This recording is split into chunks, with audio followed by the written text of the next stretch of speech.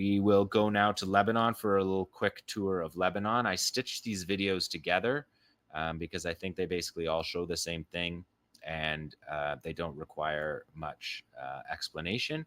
But if we start with number 20, we're going to see Hezbollah rocket attacks that have escalated. Most of what we're seeing here are Grad. Generally, they're called Katyushas. If they were coming out of Gaza, we'd call them Qassam rockets. And in Lebanon, we call them Katyushas. They're basically Grad rockets, 122 millimeter Grad rockets, Soviet rockets, very common rockets. But you will see the heavier, a couple heavier ones. They have a Burkan heavy rocket that you'll see coming up here. But this is part of what the Shabak this week, Israel's internal security, posted numbers of the number of rocket attacks. And the month of August was 1,307 attacks, so more than 40 a day, versus July, which was 1,000. 1,100, so 200 increase from August to July, 200 increase from June to July. May had 1,000, April 755, March 755. So they're turning up the gas, double the rocket fire from April to August. And so that's what we're seeing here, hitting settlements. They say they've hit 422 settlements, 198 military sites, 391 military barracks, 102 bases, 59. Sorry, no, that's for drones. So, and 1,328 border posts that they hit. So yeah, these are using weapons that are Soviet-era weapons. That looks like the heavy. That's the Burkan heavy rocket, sometimes called the Falak 2 rocket. And the settlement committee, the settlement councils, that's like their mayors in the north. They were told to prepare for 6 more months of fighting in Lebanon. That people who are out of their homes, because there's 50 villages and settlements that are completely abandoned in the north. The buffer zone is inside Israel. And so people are being told to prepare for 6 more months. And 𝐄𝐿 𝐄𝐿 again, he said that he was just up on the border the other day, saying that the center of gravity is moving to the north. We are nearing completion of our mission in the south, but we have a task here that has to be carried out, and our mission is to change the security situation for the residents in the north. We are finishing training an entire order of battle for a ground operation in Lebanon in all its respects, 𝐿𝐿 said. I've already seen in many circumstances where I stood next to soldiers who told me, "You are just talking." After a week, I met with them on the ground. So he's telling them that soldiers are just talking to them. He thinks it's all talk. The soldiers don't believe there's going to be an invasion of Lebanon. The United States Central Command Chief, who's responsible for the Middle East, Michael Kurilla, he was in Israel this week, the last 2 days, and they're talking about focusing on current threats, planning the war for Lebanon, and what to do with Iran and Lebanon on the northern border. So it sounds like they're at least talking about pushing war in Lebanon. We've noted on this program before that that's probably an extremely bad idea for Israel to do. I'm not going to give Israel military advice, so I won't press that too heavy. But Hezbollah has the capacity that they're not showing us here. They're just showing us this is just medium range rockets, rocket fire that could go on. They can fire rockets like this. Hezbollah committed to supporting Gaza until there's a ceasefire. When there's a ceasefire, Hezbollah will stop. They've said it straightforward. But Hezbollah has the capacity, 200,000 rockets. When you're firing 1,000 in a month, there's a long time, 20 years. That you could be firing, if that math was right, that you could be firing and carrying on this level of war of attrition, of dialing up the escalation ladder one by one. And we know these hit. They also set off the alarms that we see. So lots of interesting footage here. So this is all footage from since the beginning of September, and I stitched them together. The bases aren't actually. Did I skip the maps? Maybe after this we could go to the maps. Yeah. Thanks. Nice tomorrow. So this is where the if you see the Hezbollah, Israel's blue, Hezbollah's red, you can see that the attacks are spread out pretty much right across the border. They're heavier in the Galilee Panhandle, where 𝐄𝐥𝐿 𝐄𝐿 sticks up in the top there that you can see on the map. And if you do the one before it tomorrow, you can just see who's actually attacking who. I think these numbers are a little off. Hezbollah claims 2,500 attacks, and the Israelis, I think it's more like 8,000, but it's roughly the same. What you're looking at is 80% of the attacks are Israeli attacks. They're dropping American bombs all over Lebanon, mostly in the south, but the preponderance of violence is always on the Israeli side. They have as Matt said, they have the unlimited number of shipments coming to them, multiple a day, ships every week or two. And so they're able to carry out these attacks, bombing South Lebanon. So let's look at 21. 21 here is anti-tank guided missile strikes. So we're seeing Conqueror's systems being used here to hit these surveillance towers. And these surveillance towers are part of the electronic warfare system and jamming system that's trying to deal with the drones. It's also the systems are systems that make it dangerous to work in an anti-tank missile unit. Because they track you, these systems track you, and then Israel's able to return fire before you can pack up your gear and get away. And we remember early in the war, Nasrallah was saying that these were martyrdom missions. These anti-tank missile attacks were martyrdom missions because of the way the technology along this border allowed the drone integration, taking the information provided by these towers, feeding it into the drones, and then the drones being able to strike the anti-tank crew. Well, that's all changed. And at one point, Nasrallah joked about how he said people said it, they're just towers, and he kind of gave his like wry, half smile. He said they're not towers, and they're not towers. They're very important electronic warfare positions that shape the battlefield, that allow these fighters to carry out these operations without dying, and so you can have your forces become skilled, trained anti-tank fire. And one of the reasons why they're firing on these surveillance equipment and electronic warfare equipment is because the Israelis have moved their military 15 kilometers off the border, because earlier in the war, when I was showing you these videos, I was showing you videos of the tanks getting hit by these weapons. And so they're using their lesser quality. If they were to choose their pecking order, these ones you're seeing here, these Concours, they're ones that they have in large numbers, and they're perfect for just picking off all of these sites. And you can see because they're wire guided or optical guided, they hit their targets, and so you can hit very specific targets. That Hezbollah is hitting these bases repeatedly, over and over again, hitting these bases. There you see, blows the top off of it.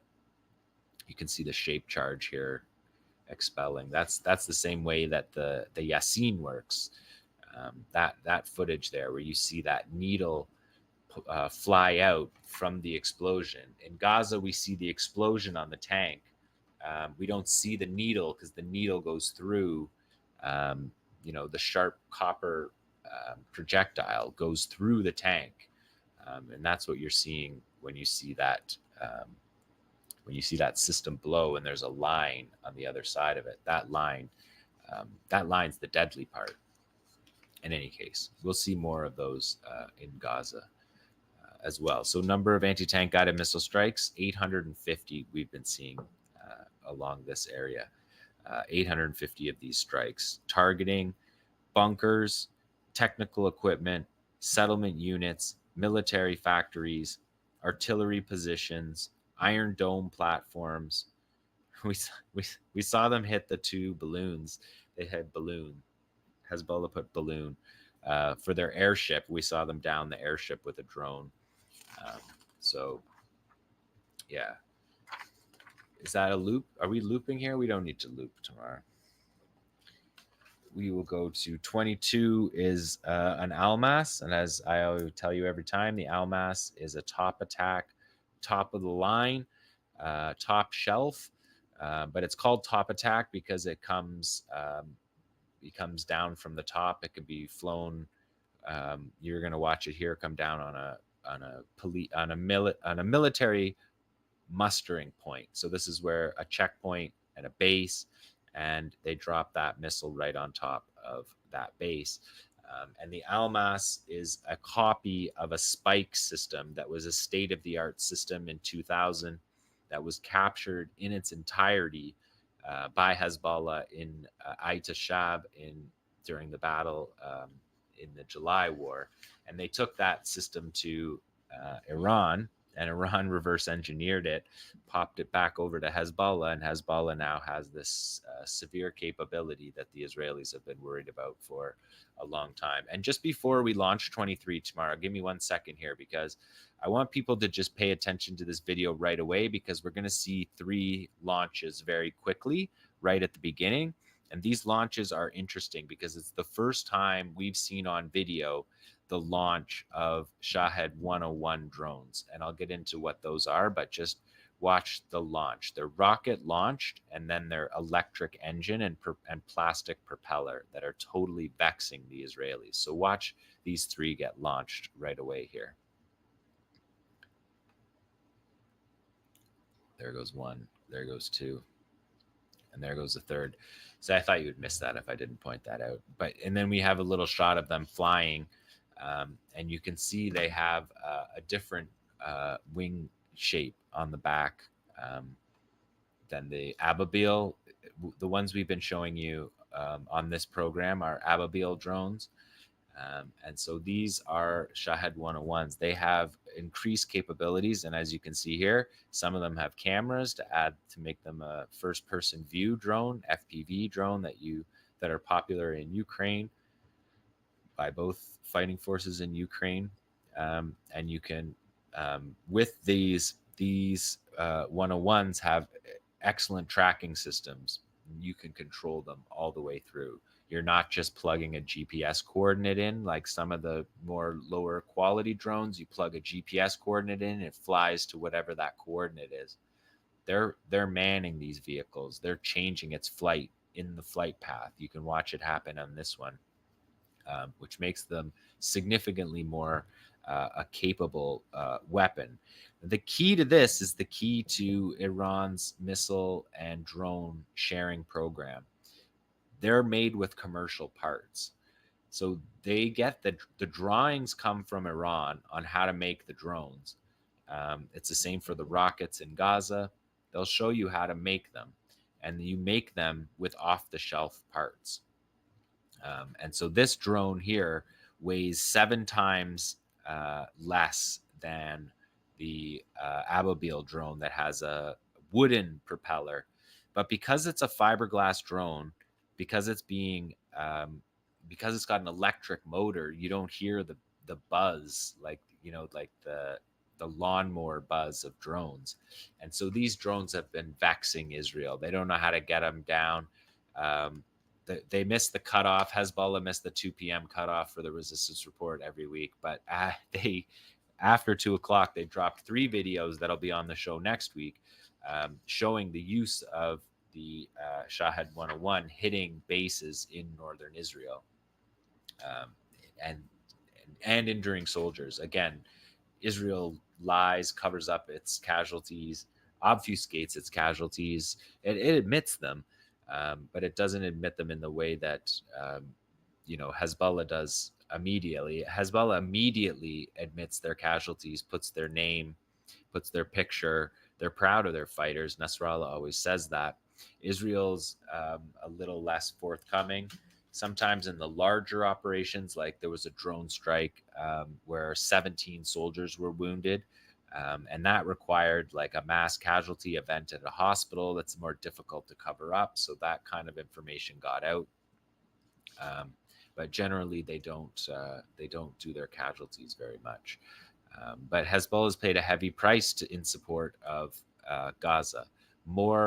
Twice as many fighters have died in Hezbollah's support for Gaza than died in the July 2006 war. So the fighters are committed to this struggle, and they're paying for this struggle. 250 civilians in Lebanon have been killed in this cross-border Lebanon-Israel fight.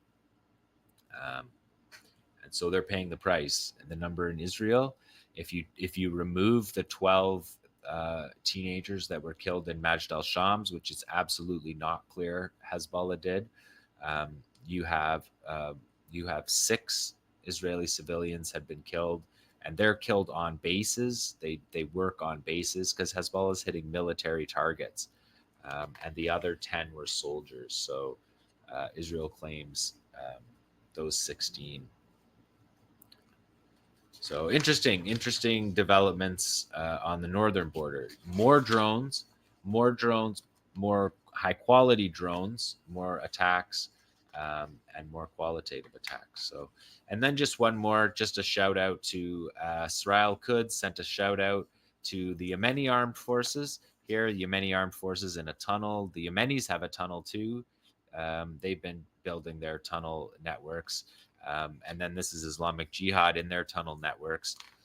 And this is a video that's called From Gaza to Sana'a. It would probably be from Sana'a to Gaza to Jerusalem. And just in the same way that the PFLP fighters were shouting out their leaders, you see people in Gaza saluting Yemen for their support, for the blockade of the Red Sea, for the ballistic missile, the Palestine ballistic missile that you just saw there that hasn't been launched but appears to be a long-range ballistic missile that we haven't seen used. But the Yafa drone was shown. The Yafa drone strike in July hit Tel Aviv. Messages of solidarity between the two forces. Of course, the Red Sea blockade has been very successful. Suez shipping is down 50%. The Eilat port is bankrupt and closed. That's the test launch of the Palestine ballistic missile. The Yafa drone strike was 2,500 kilometers. It traveled undetected, flew in over the sea, and hit downtown. The U.S. aimed at the U.S. embassy in downtown. But this is just a video of both of their operations, 𝐓𝐡𝐞 𝐄𝐥𝐞𝐜 operations, Yemeni armed forces, Ansar Allah operations, and the fighters in the middle of a genocide taking the time out to salute their comrades who are fighting. And as Ali said, there's been multiple airstrikes against. There are these massive demonstrations for Palestine that they have in Sana'a every week, every Friday, that get bigger every week. They started at 1 million, and now I don't even know how you could count how many there are there. It's just remarkable. So I just wanted to bring you that one because it's a nice shout out from 𝐓𝐡𝐞 𝐄𝐥𝐞𝐜. But that is the resistance report. We went from Gaza to the West Bank to Lebanon, and yeah, they're fighting on all fronts still.